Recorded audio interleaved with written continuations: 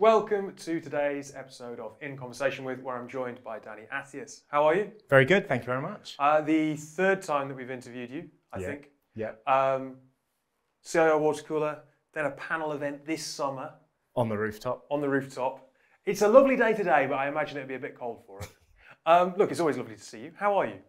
I'm really good. I am celebrating my 1-year anniversary at my new job at London Business School. So I've got through the first year. That's a result. I've passed my probation. How have you found that first year? It's been brilliant. It's been my first time in the education sector. I was previously a not-for-profit with Anti-Nolan, the blood cancer charity. So there were some similarities, definitely, that allowed continuity. It felt reasonably familiar, but also different in different ways. Being surrounded by so many brilliant minds every day, students, alumni, faculty, of course, it's a different context to be working in. And in a sector that is got some really tough digital competition on the horizon, but that digital competition doesn't have legacy estates and legacy systems and legacy culture and silos to deal with. So I find this sector, the university sector in particular, very collaborative. So that's really, really nice. Very similar to the charity sector in that sense. And they're kind of supporting each other, and we're trying to get ahead of the curve. But you've got this competition coming up ahead, and how do we move faster is the balance and the challenge. Out of interest, how much interactional feedback do you get from the students? Because I suppose that's a population that is quite different to anything that you might have experienced previously. If I think back to my university days, we went to university and thought, oh my God, the internet speeds are amazing. This is incredible. And now fast forward, what are we, about 19 years since I went to university, people are probably going to university going, oh, it's not quite as quick as I have at home and so on. I think that applies for all universities since they became fee paying. The students are paying fees. For a business school, our fees are a little bit higher. The expectations are a little bit higher. And we've got competition in the likes of Harvard and MIT and Yale. So we work pretty hard to get student feedback. We can't always move as quickly. You've got legacy slowing you down. I suppose what my team and I try to do is modernize our tech stack, transform our digital platform so that we can be a bit more adaptive, so that we get feedback from students and we can pivot and change and really listen to the customer and be customer driven. That's quite hard work, but keeping that ear to the ground and maintaining that voice of the customer is essential. But I suppose it's also a huge advantage perhaps, because you look at an organisation like ours. I've been here for 16 years since I left university. I try and stay fresh in my thinking, but you become institutionalised. You've got a constantly changing population there that can continually kind of push the organisation forward. We know who our students are, our current students. Obviously, we don't know our future students. We know who our alumni are, and most of them are leaders in their own field, particularly digital transformation. So they're reaching out and saying, how can we support you? How can we take things along? So just having that direct connection and then shifting to that focus of that voice of the customer is easier when you know who the customer is, but more difficult because you know who the customer is, so they can come back and look you in the eye and go, why haven't you done something about it? So it's great though. I mean, having access to those customers directly is really useful. So here we are sitting, talking towards the end of 2022. I don't think the pandemic is over, but the threat of lockdown has subsided, and it feels like there's an element of getting back to normal, even though normal has changed. In terms of leadership, how have you led by example over the course of this year? In terms of this first year in this role, what do you think leadership by example looks like in this slightly changed environment? It's a good question. I mean, there are members of my team I haven't even met yet because they've been remote, haven't met face-to-face, haven't met in person. Which would never have happened prior to. Yeah. It would have been unthinkable, and our recruitment is happening all over the country. So there are loads of real differences. I suppose when I started, I had to understand the culture of the department. I had to understand the culture of the entire organisation and how that compared to where I was previously. It was easier last time because I was able to go through that transformation with them as we went into the pandemic, as we started to evolve out of it. I've tried to be consistent. I've tried to be consistent in what I say and what I do so that when people see me doing something, it correlates with what I'm saying. And I'm also trying to be mindful that, yeah, we've got some change, culture needs to change and we need to adapt and become more modern. But equally, there is talent in the room. There is so much depth of capability in the room. How do we go on that journey together? I'll give you one small example, and it's kind of pandemic related, is when I started this, the school was trying to get everyone back on campus 2 days a week. So there was a real, we'd like you in 2 days a week, we'd like you in to have focus days and so on. And I just realized this was grating, right? That the biggest gift the department had been given is the ability to work flexibly and the ability to work remotely. And so I was probably about 2 months in, and I just said to the department, I'm never going to talk about where you work again. We're all adults, we'll make our own decisions, what works for us. Let's move on and focus on the transformation and not talk about things that are bureaucratic and very top down. On that point though, there are certain things that are unavoidable in terms of how environments have changed. And whilst there you talk about, I don't want to talk about where people are based. And I know that previously from our comments, you said it's kind of a boring conversation to have now where we're at. But during the pandemic, there were those reports that working from home was bad for inclusion. It was bad for gender in particular. There was a reversion to gender stereotypes and so on. Yeah. Sitting where we are now, do you think there's been a net deficit or a net positive for inclusion across technology?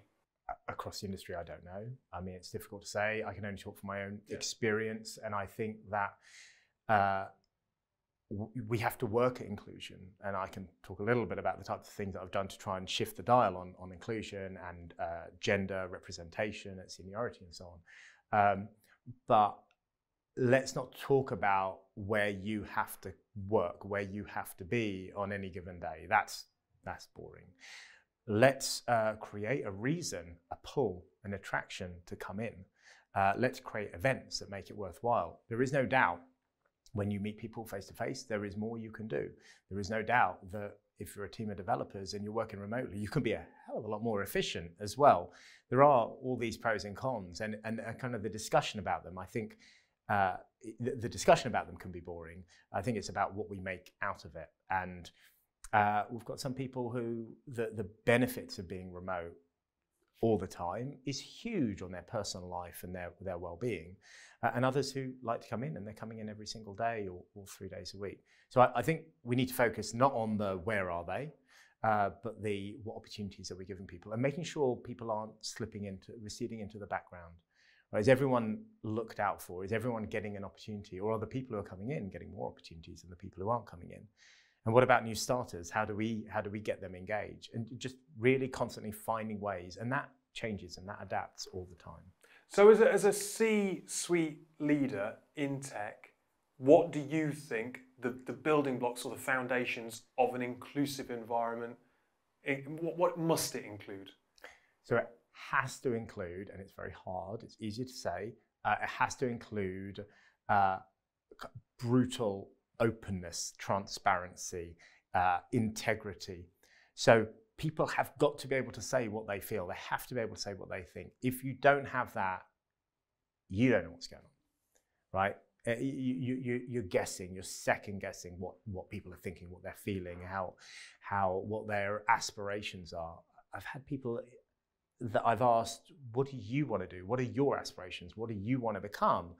And they say, I've never been asked that question before. And that's happened on multiple occasions, not just one person. And you think after 10, 15 years, no one's ever really said, what do you want to do? Now, whether that's in person or online doesn't matter. The fact is we're having those conversations, and then we're listening, and then we're working with them. We're looping back and go, look, this opportunity is opening up. You said you're interested in that. How can we help you get there? So that environment and getting to the point where you're hearing, you're asking the questions, and you're receiving that insight is so crucially important. Do you think because organisations are worried about quiet quitting or the great resignation, or then they are more open to listening at the moment? And I suppose if that's the case, maybe cynically, maybe not, but how do we make sure that continues and it isn't just a phase that we're going through as we return to whatever this kind of new rhythm is, but it becomes part of the DNA of organisations? I think if we think about the great resignation, or we think about quiet quitting and all these things, actually the great resignation pushed a lot of people through our doors. They're going, hey, this is an organization with purpose. They're making a difference to the way business is done, the way business impacts the world. This is great. So that really worked in our favor. Yes, quitting, I can earn more money somewhere else, especially with the cost of living crisis, means actually everyone's got to earn a little bit more money to even stand still. Makes it a little bit more difficult. The people will opt out. People will say, you know what, I don't like the direction of travel. I don't like the way you're working. I'm going to opt out of that. I'm going to go elsewhere. And that's okay. Right? So some people choosing to leave is okay. And actually, when people leave, we celebrate it. Mm-hmm. So whenever anyone resigns or chooses to leave, we celebrate it. They're taking the next step in their journey, and that's okay, rather than feeling that's a bad thing. Why are they leaving? You know, when we get someone new, we don't go, oh my God, that's terrible. They just left somewhere. What are you doing here? You know, they go, oh, isn't it brilliant? You've joined our organization. So we celebrate when someone leaves as someone joins, and that's okay. What we do need to do is making sure people aren't left behind. We have to make sure there are opportunities for them to learn, to grow, to develop. There are opportunities for them to share where the pinch points are. So making sure that we're considerate. And what we try and do is create a more open team, more collaboration. Now, I'm in an environment that historically has been very top-down. So people are waiting to be told what to do. People are waiting to be told what the priorities are. So we say, it's okay, you can set the priorities. Let's agree how we're organized. That doesn't work because you can't just say that. You can't just walk into a room, I have learned. You can't just walk into a room and go, you're all free, play the game. And they go, well, we don't know what the rule of the game is. Are we on this pitch or are we on that pitch? And that starts to make things really difficult. So what we're doing is we're working with the team to try and kind of shape and form the rules of the game. Yeah. And then you go, now go and do your thing. You know what the boundaries are, you know what the rules are. And that's when we start to open up. And that takes time, okay? I'm a year in. It's taking time to get there, but it's starting to open up. And you know, you can come in with lots of energy and enthusiasm and promises, but you've got to face the hard realities of not everything's changing as quickly for everyone. So for some people, things are amazing. For some people, absolutely nothing's changed whatsoever. It's exactly the same today as it was a year ago. So you've got to recognize that and have that honest conversation and ask, what can we do to help you through that? I think the thing that chimes there is listening to you talking is this idea maybe of considerate leadership. One that is still has structure, still has expectations, but is a little kinder perhaps than we were.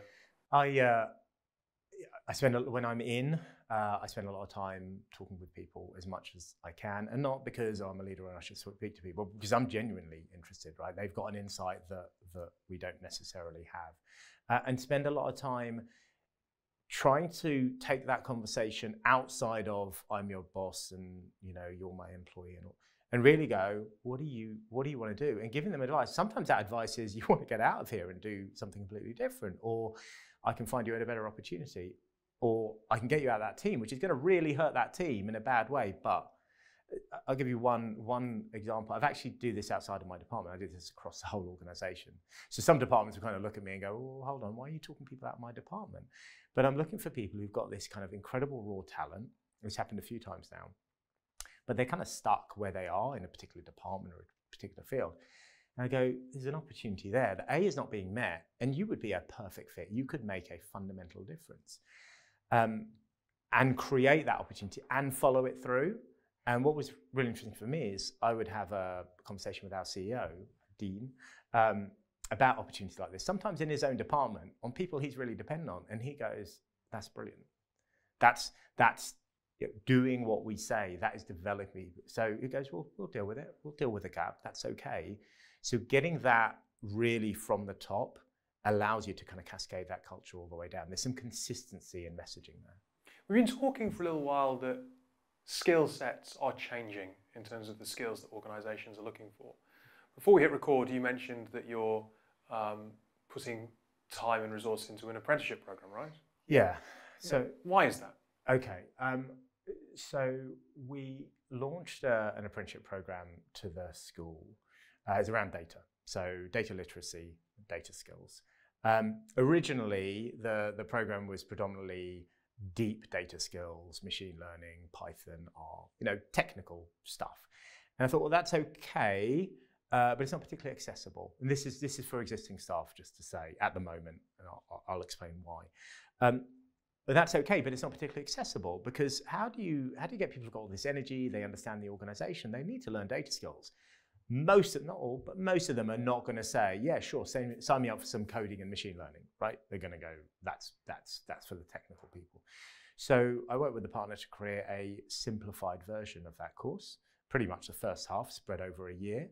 And we created something that was fully accessible. We then got buy-in from the entire leadership. This is 1 day a week of study, so it's a significant amount of effort for a whole year. And then opened it up to the entire school, pitched it, and we got huge amount of interest. And in the end, 5% of the entire workforce have signed up and are on this apprenticeship. 69% female.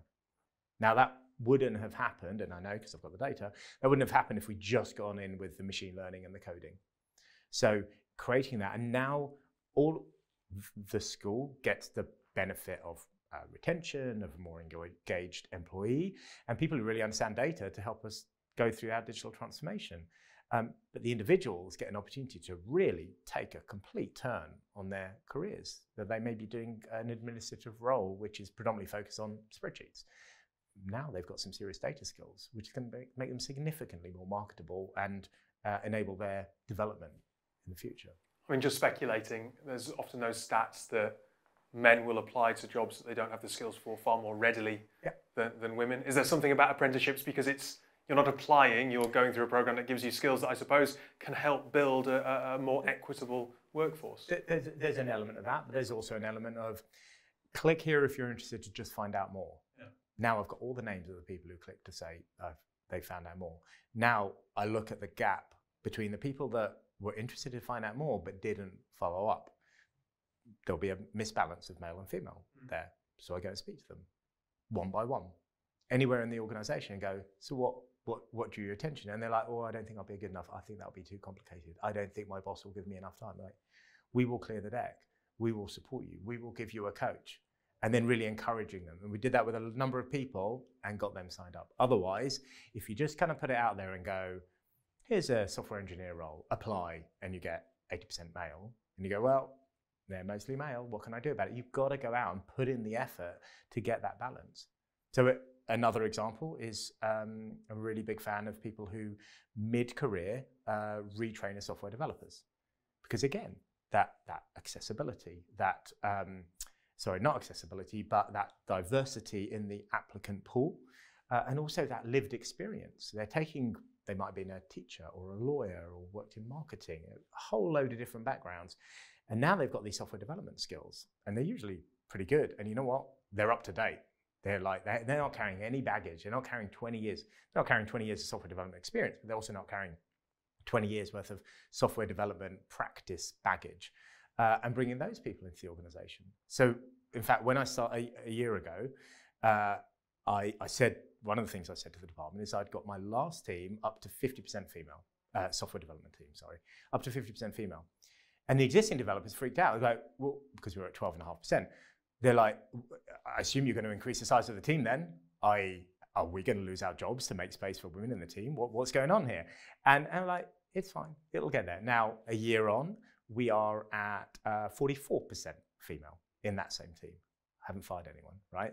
A lot of the original members of the team, some people opted out, some people didn't like the direction of travel, and we got people who have reskilled. So making that shift, making that change, talking about it actually helps, right? So it's not just, oh, well, it's just all talk. Talking about it sets an intention, but then finding apprenticeship opportunities, retraining opportunities across the organization, inside technology, outside it. You just got to actively work on that. And once you've done that, it starts to open up. When people see other people start to move around, then I've had taps on the shoulder going, I've noticed that you're helping some people really, can we have a chat? Can we see if there are any other, and it's not always in technology, by the way, it might be elsewhere. So I really like that. And to be fair, that's probably where I get my biggest buzz.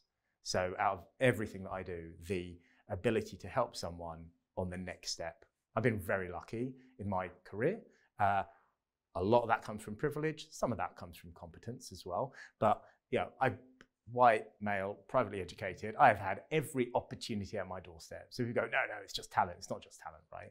I could have all the talent in the world, but if I was born in the wrong place, in a different environment, I wouldn't have had as much opportunity. The chances of that level of success would have been significantly smaller. So taking my privilege and using it to help other people get a step up is huge for me, but also helping other people really understand their privilege and how they can use it to help others have a step up is pretty much my kind of core driver. One final question, and I'll apologise in advance because it's a bit hypothetical and it's a bit vague. But I'd be interested to see what you say. You're well aware, Nash Squared have the Digital Leadership Report every single year. You're someone who's been included in the CIO Top 100. So someone who's very much part of that industry. What would you hope that the report would say about the industry this year? Well, you mentioned the CIO 100, and this year we finally have a woman at the top. I mean, it took a long time. Joanna from the Hub Group? Yeah, Joanna Drake, and at number 2 as well. And that, I'm like, what did it take? What took so long? And a part of that is proportionality and so on. I hope we are now not just talking about the importance of diversity and inclusion, but actually seeing a difference. Because once you start, you want to keep that momentum going. So I'm really hopeful that we are starting to see a shift in those practices and more inclusivity. And that digital leaders understand that it's not something you should do, but it's something you must do. You need to do it. It is crucial for all of us.